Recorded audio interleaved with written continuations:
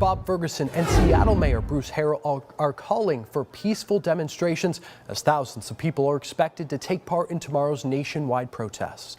KIRO 7's Samantha Lemebau is live at the federal building. That is where protests turned violent earlier this week. And Samantha, that is exactly what they're trying to avoid tomorrow.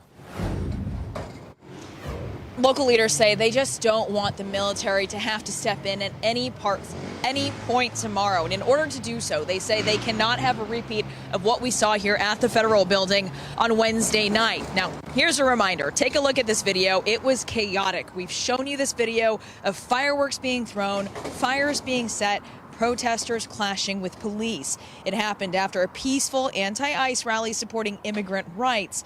And the nationwide protest is a march against Trump's policies, along with recent actions with ICE by the administration. Here's what the organizers of tomorrow's rally and Governor Bob Ferguson had to say.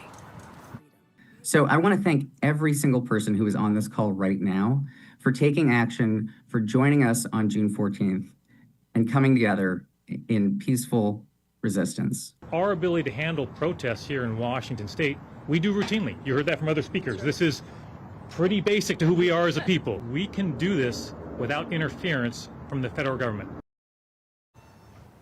Now, the nationwide protest tomorrow here in Seattle will start at Cal Anderson Park, then it will march down to the Seattle Center. That's all starting at noon. But of course, they'll be happening all over Western Washington, starting up from Bellingham all the way down to Olympia. But how is local law enforcement preparing for this to keep everyone safe? I'll have that part of the story coming up tonight at 6 o'clock.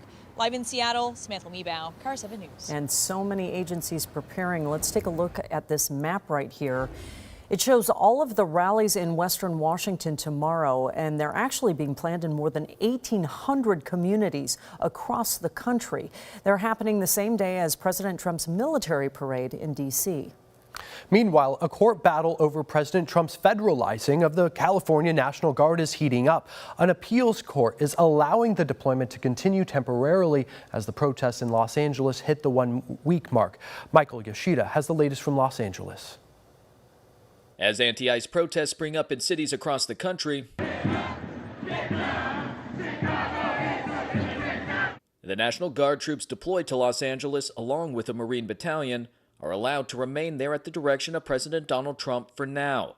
A federal appeals court ruling late Thursday paused an earlier decision by a U.S. district judge that declared the National Guard had been unlawfully federalized by Trump.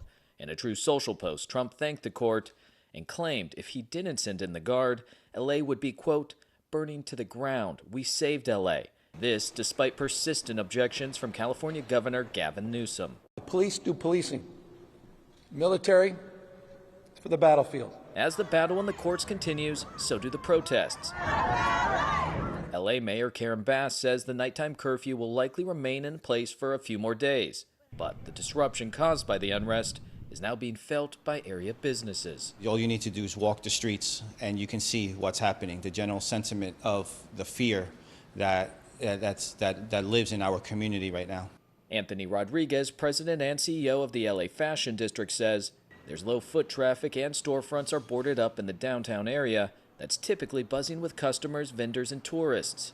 I honestly don't see how we're going to be bounced back from this. The escalating immigration raids, too, are beginning to take a toll.